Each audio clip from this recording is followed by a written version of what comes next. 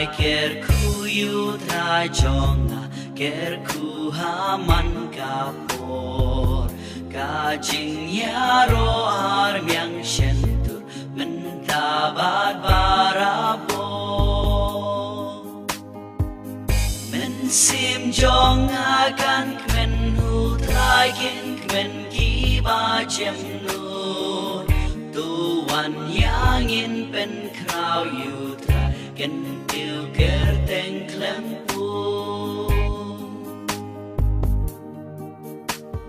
อา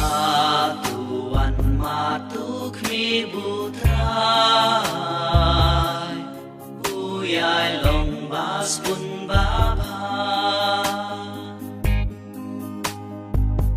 อาตุวันมาตุกมีบุตรายบุลงบาสบุญบาพา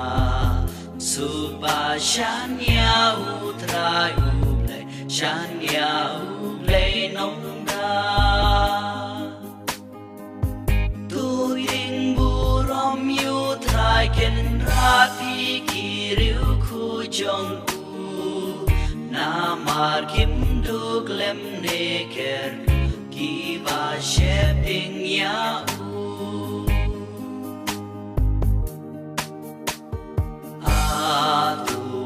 Matuk mi butrai Uyai long mas pun bapa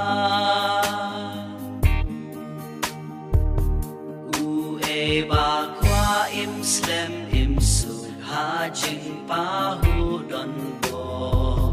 Tu un sen shar thali bas Gyar na jing kren ba tho Trai u shun ki bales u dam kanam jong ki u pai ki khmat cha ki ba u skap jing kang jong ki a tu wan ma tu khmi bu trai u yai long bas bun ba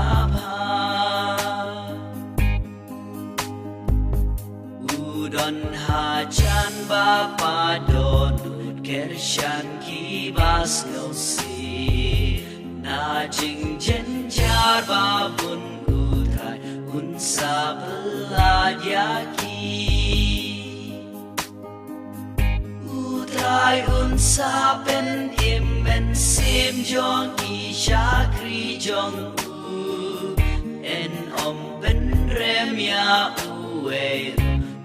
Basha